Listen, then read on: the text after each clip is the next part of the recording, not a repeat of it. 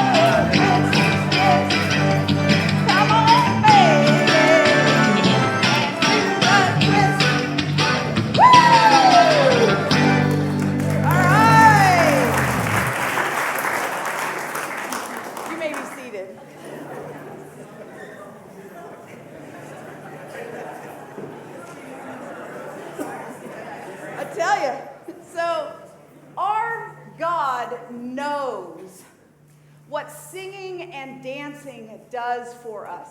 Our God knows us and knows that if we sing and we dance, that there will be benefit to that for us. In the last few years, there's been study after study that has shown that singing and dancing promotes physical and emotional and social well-being. There's a lot of studies that have been pouring out, and I want to make sure I get some of these facts correct. Singing can have some of the same effects on us as exercise. I'm breathing hard. How about you? There's a release of endorphins, that feel-good chemical in our body when we sing. There is that lifted feeling of goodness inside of us, and the aerobic activity allows the oxygen to pump through us and create better circulation in our bodies. And singing necessitates deep breathing. Any of our trained singers know and will tell you it's all in the diaphragm, right?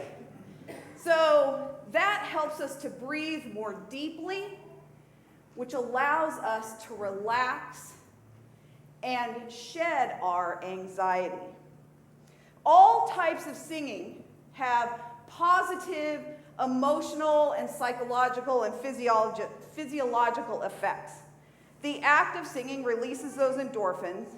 Singing in front of a crowd, or like if you were at karaoke, that actually builds confidence when you're out there. Now, sometimes you need a little help from Jack, but it's okay. You get out there and you build that confidence. But of all types of singing that we engage in, whether it's in the shower or in our car or karaoke or in here, it's choral singing that seems to have the most dramatic effect on people's lives. Choral singing.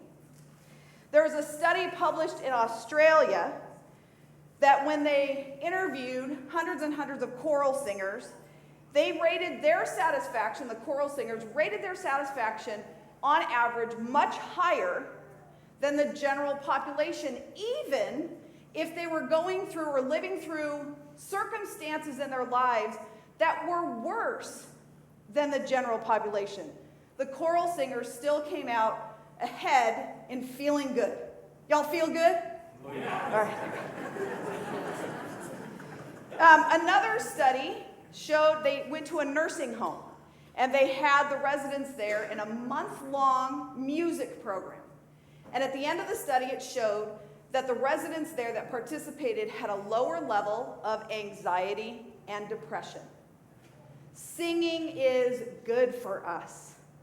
When you sing, the vibrations coming from you move through you and they alter your physical and your emotional being.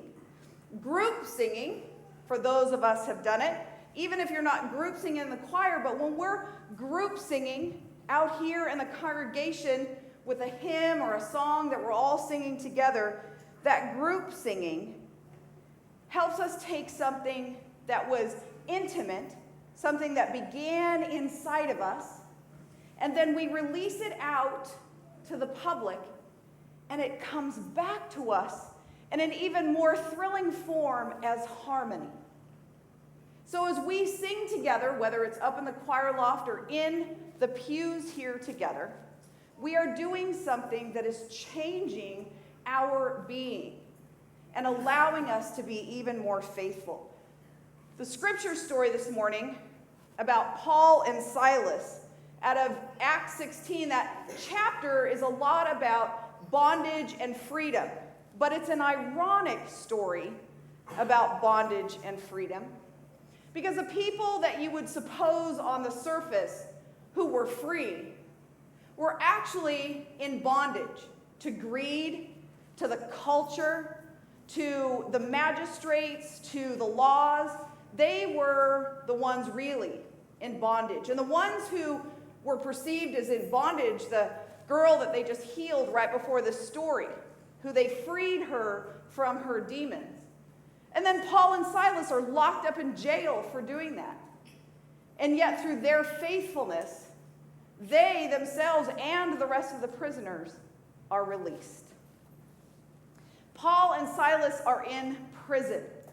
They are in the darkest, most central tomb. They are shackled together. And in prison, they have the faithfulness to begin singing robustly hymns. And the rest of the prisoners are like, what are these guys up to? This is a horrible situation. How can they be praising and singing? But those vibrations that were coming from Paul and Silas up to God turned into vibrations on the ground, an earthquake.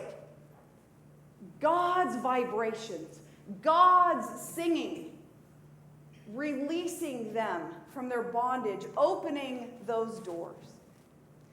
Each of us go through times where we feel like we are cast in that dungeon, when we have anxiety, when we are feeling like we're in a dark place and shackled to culture or shackled to other things in our lives that are taking us down.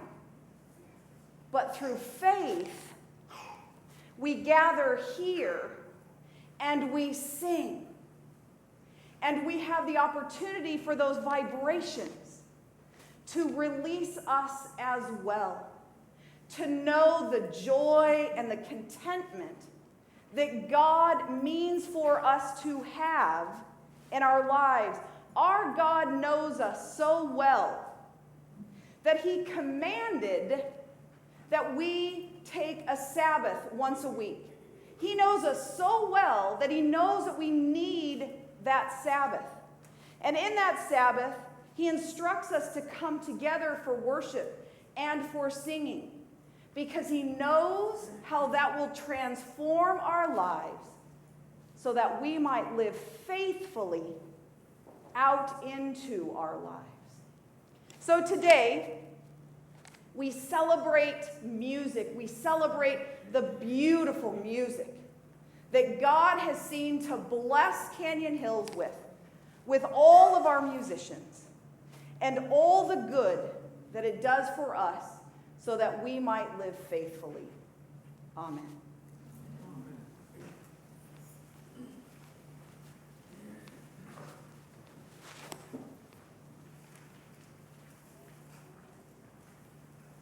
All right, I'll be reading Colossians chapter 3, verses 14 to 16. And over all these virtues, put on love, which binds them all together in perfect unity. Let the peace of Christ rule in your hearts, since as members of one body you were called to peace. And be thankful. Let the word of Christ dwell in you richly, as you teach and admonish one another with all wisdom, and as you sing psalms, hymns, and spiritual songs with gratitude in your hearts to God.